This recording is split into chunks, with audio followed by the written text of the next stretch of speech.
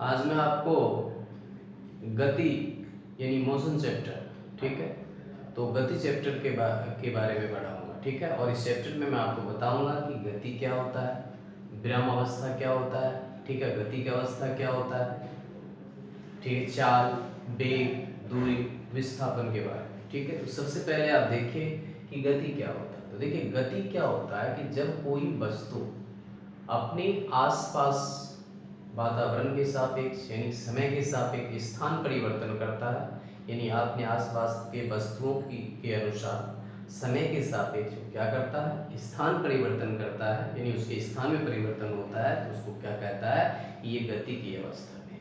और यदि वो अपने आसपास के वस्तुओं की क्या अपेक्षा यानी के अनुसार समय के सापेक्ष स्थान परिवर्तन अगर नहीं करता है, वो एक ही जगह पे स्थित है, तो वो क्या कहलाता है, विराम अवस्था कहलाता है। क्या कहलाता है, वो विराम अवस्था कहलाता है। और विराम अवस्था में कोई स्थान परिवर्तन नहीं होता। और गति का अवस्था होगा तो क्या होगा कि वो स्थान एक स्थान से क्या करेगा, सपोज मान लीजिए आपको एक कोई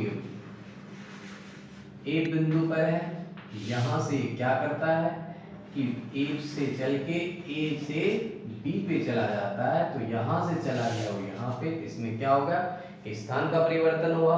और ए अगर मान लीजिए बी जो है, ये ए यहाँ पर आ गया, बी अपनी जगह पे ही रह गया, तो ये जो होगा ये क्या होगा, इसका ये गति अवस्था में आ गया। और ये बी जो हो गया आपको ये विराम अवस्था में रह गया, इसमें रह गया ये विराम अवस्था में रह गया।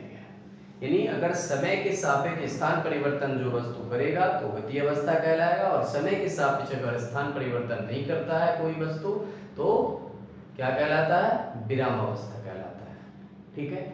अब देखिए उसमें क्या होता है उसके बाद कि विराम अवस्था, गति अवस्था का आपको समझ में आ गया कि जो समय के सापेक्ष वस्तु स्थान परिवर्तन करेगा वो गति अवस्था कहलाएगा, और जो समय के सापेक्ष स्थान परिवर्तन नहीं करेगा वो विराम अवस्था कहलाएगा, ठीक है।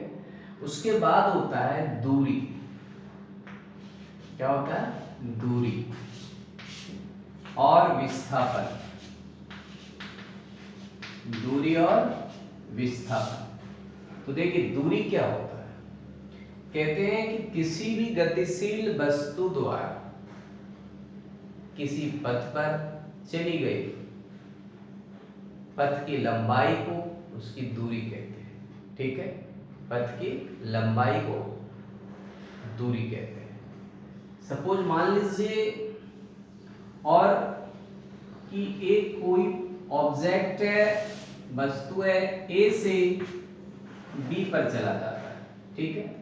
तो ये यहां से बीच का जो पथ का जो लंबाई होगा वो क्या कहलाएगा, दूरी कहलाएगा, ठीक है। लेकिन दूरी में क्या होता है कि दूरी एक अदिश राशि है, और इससे जो होता है हमें दिशा का ज्ञान नहीं होता। दिशा यानी कि वस्तु किस दिशा में जा रहा है, नॉर्थ में यानी उत्तर में जा रहा है, पूर्व में जा रहा है, पश्चिम में जा रहा है, दक्षिण में जा रहा है, इस चीज का हमें इस चीज पे पता नहीं चलता है, ठीक है। तो इसलिए दूरी क्या होता है कि दूरी कहा गया कि किसी भी दिशा में किसी भी गतिशील वस्तु द्वारा, ठीक है, तय की गई पथ की लंबाई को क्या कहते हैं, दूरी कहते हैं, ठीक है। तो ये दूरी हो गया। और दूरी का जो मात्रक होता है आपको क्या होता है, दूरी का मात्रक,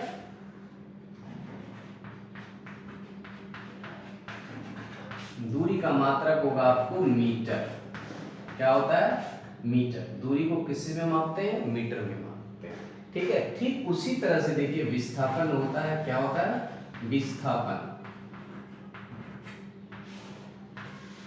विस्थापन में देखिए क्या होता है कि विस्थापन किसी गतिशील वस्तु द्वारा किसी निश्चित दिशा में और किसी निश्चित समय के साथ तय की गई पथ की लंबाई को क्या कहते हैं, विस्थापन कहते हैं।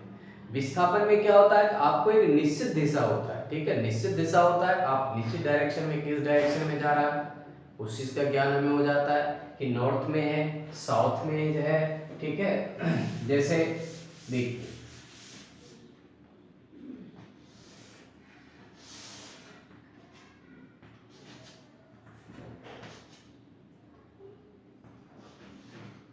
Waste, east, north south. अब किस डायरेक्शन में जा रहा है, सपोज मान लीजिए यहां से ये इस डायरेक्शन में गया, यहां पर तो नॉर्थ में गया, ठीक है। यहां से अगर ये इस डायरेक्शन में जा रहा है तो ईस्ट में जा रहा है, अगर इस डायरेक्शन में इधर गया तो वेस्ट में गया, अगर इधर गया तो साउथ में गया। तो हमें एक डेफिनेट टाइम का जो पता चल जाता, ठीक है, और डायरेक्शन का यानी दिशा का ज्ञान हो जाता है विस्थापन में। तो किसी निश्चित क्या है समय के साथ, ठीक है, किसी गतिशील वस्तु द्वारा तय की गई पथ की लंबाई को किसी निश्चित दिशा में उस लंबाई को विस्थापन कहते हैं। विस्थापन क्या है, एक सदिश राशि है। विस्थापन क्या है, सदिश राशि है। और विस्थापन का मात्रक जो होता है, विस्थापन का मात्रक क्या होता है, देखिए विस्थापन का मात्रक मीटर होता है। विस्थापन का मात्रक क्या होगा, मीटर हो गया। दूरी का भी मात्रक मीटर होता है, ठीक है। लेकिन दूरी और विस्थापन में क्या अंतर है, देखिए विस्थापन अदिश राशि है, सॉरी सदिश राशि है,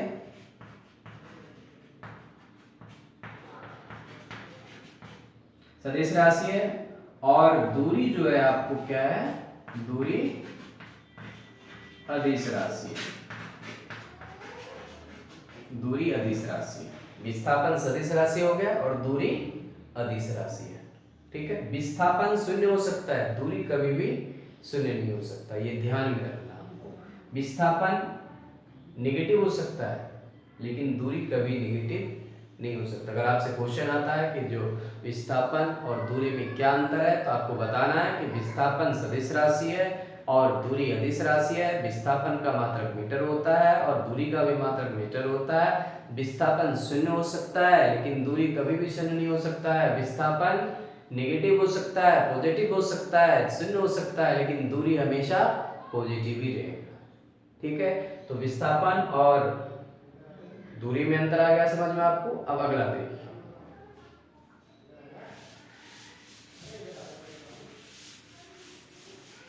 चाल।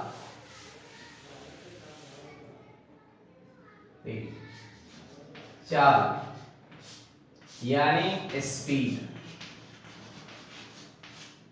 क्या होता है, कहते हैं किसी भी गतिशील वस्तु द्वारा किसी यानी कि किसी भी वस्तु, चाल क्या होता है, किसी भी गतिशील वस्तु द्वारा प्रति सेकंड तय की गई दूरी को क्या कहते हैं, चाल कहते हैं। प्रति सेकंड तय की गई दूरी की दर को चाल कहते हैं। चाल बराबर होता है, देखिए दूरी अपॉन समय। चाल बराबर क्या होता है, दूरी अपॉन समय, यानी कि किसी भी गतिशील वस्तु द्वारा किसी दिशा में प्रति सेकंड तय की गई दूरी की दर को चाल कहते हैं, ठीक है। और चाल बराबर क्या होगा, दूरी अपॉन समय। तो दूरी को किससे में मापते हैं, मीटर में। किससे में मापते हैं, मीटर में। और समय को सेकंड में। किसमें मापते हैं, सेकंड में। तो चाल का मात्रक क्या हो जाएगा आपको, चाल का मात्रक हो गया मीटर प्रति सेकंड। चाल का मात्रक क्या होगा, मीटर प्रति सेकंड हो गया, ठीक है। चाल का मात्रक जो हो गया आपको मीटर प्रति सेकंड हो गया। और चाल क्या होता है, अदिश राशि है। क्या है, चाल अदिश राशि है, ठीक है। ठीक उसके विपरीत होता है आपको वेग। क्या होता है, वेग। वेग यानी वेलोसिटी, वेग यानी वेलोसिटी। देखिए वेलोसिटी क्या होता है, कहते हैं कि किसी भी निश्चित समय में, किसी निश्चित दिशा में, निश्चित समय के साथ किसी निश्चित दिशा में किसी गतिशील वस्तु द्वारा तय की गई दूरी की दर को वेग कहते हैं। यानी वेग में क्या होता है, एक निश्चित समय होता है, निश्चित दिशा होता है। चाल में क्या होता है कि कोई निश्चित समय नहीं होता है, कोई दिशा नहीं होते हैं, ठीक है। इसीलिए वो अदिश राशि होता है और ये सदिश राशि होता है। और वेग बराबर क्या होता है, वेग बराबर क्या होता है आपको, वेग बराबर हो गया आपको विस्थापन अपॉन समय। विस्थापन अपॉन समय। विस्थापन को किससे में मापते हैं आप, विस्थापन को मापते हैं मीटर में, ठीक है। तो वेग का मात्रक क्या हो जाएगा, मीटर प्रति सेकंड। ठीक है, वेग का मात्रक क्या हो गया आपको, मीटर प्रति सेकंड, यानी इसको आप वेग को v से रिप्रेजेंट करते हैं, ठीक है।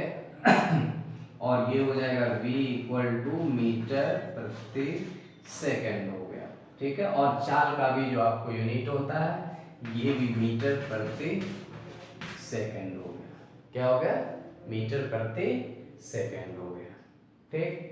उसके बाद अब आप देखिए त्वरण।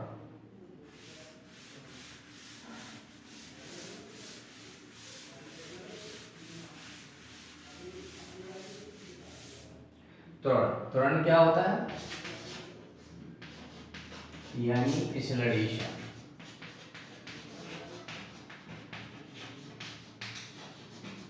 देख, कहते हैं प्रति सेकंड वेग में परिवर्तन की दर को क्या कहते हैं, त्वरण कहते हैं। प्रति सेकंड वेग में परिवर्तन की दर को त्वरण कहते हैं। त्वरण इक्वल टू होता वेग में परिवर्तन, यानी त्वरण बराबर हो गया आपको वेग में परिवर्तन अपॉन समय, वेग में परिवर्तन अपॉन समय, ठीक है। तो वेग में परिवर्तन कैसे होता है, यानी वेग में परिवर्तन प्रारंभिक वेग, अंतिम वेग माइनस प्रारंभिक वेग, यानी ये हो जाएगा अंतिम माइनस प्रारंभिक वेग, यानी v माइनस u। तो एक्सेलरेशन को हम a से रिप्रेजेंट करते हैं, त्वरण जो होता है हमारा किससे रिप्रेजेंट करें, ये होगा v minus u upon t, यानी a इक्वल टू होगा डेल्टा v अपॉन t, ठीक है।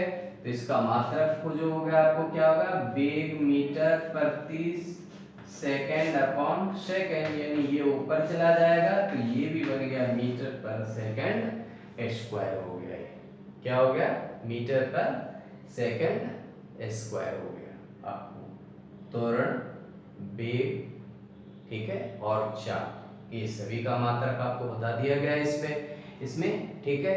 और इस पर जो न्यूमेरिकल्स होगा हम नेक्स्ट वीडियो में बताएंगे आपको।